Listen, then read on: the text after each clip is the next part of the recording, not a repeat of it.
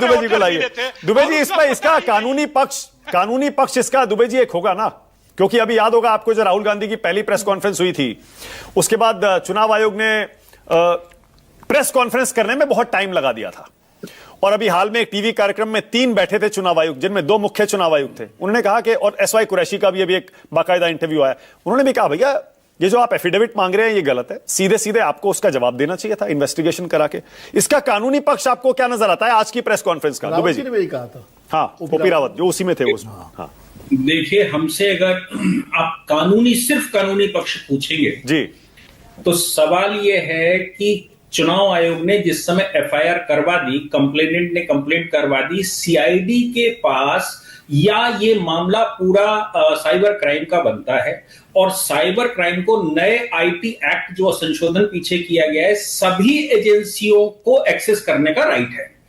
Telecom authority को भी access करने का राइट है, वहां से सारा डेटा उनको मिल जाता है।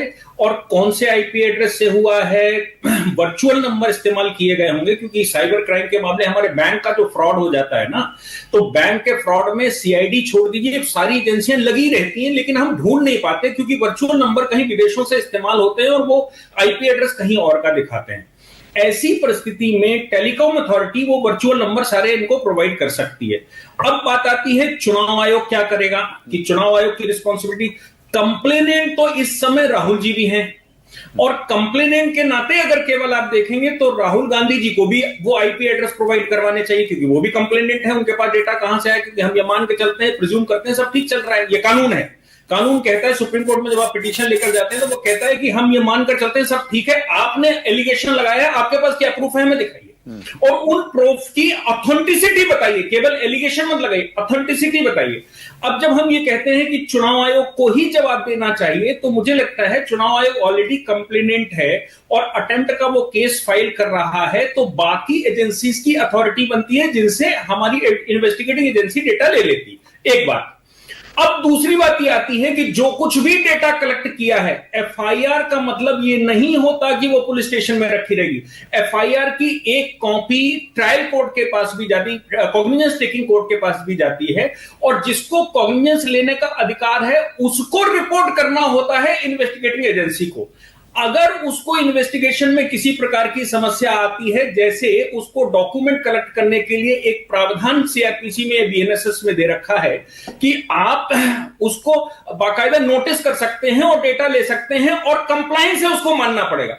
अगर वो कोई गवर्नमेंट एजेंसी है और वो नहीं मान रही है, तो उसकी रिपोर्टिंग कोर्ट में होती है और कोर्ट से लीगली ऑर्डर होता है। लीगल ऑर्डर करके कोर्ट ये कहता है कि आप इनको इतने इतने दिन में ये डेटा प्रोवाइड करवाइए।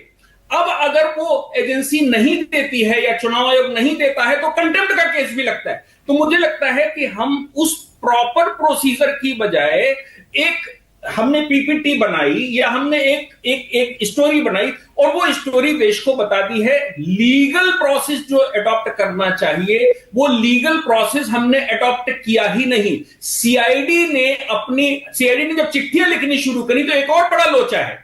वो लोचा ये है कि हमारे यहां एजेंसी इतनी बड़ी होती है कि उसके प्रॉपर ड्रॉप बॉक्स होते हैं।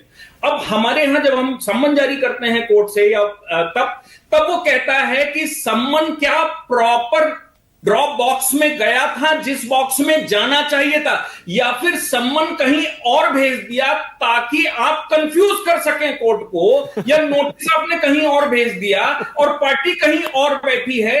ऐसी स्थिति में आपको उससे आंसर पाने की अपेक्षा नहीं करनी चाहिए, और यह वायलेशन नहीं है, ये कानून में बता रहा हूं जो कोर्ट में प्रैक्टिस में होता है।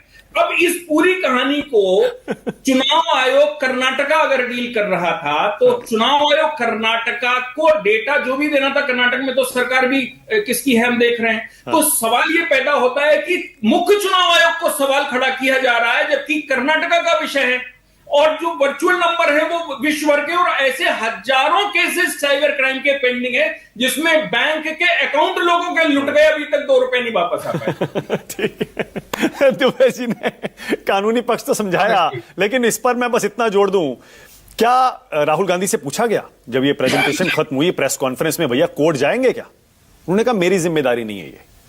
इसका मतलब कोर्ट जाने से बार बार, पहली प्रेस कॉन्फ्रेंस के बाद भी कांग्रेस पार्टी कोर्ट में उन सबूतों को नहीं ले गई, इस बार भी नहीं ले जा रही है। इसका क्या मतलब है? आपको फैसला करना है। दर्शक सबसे ताकतवर होता है, वही सब तय करता है। आप तय करिए। मेहमानों का बहुत बहुत धन्यवाद और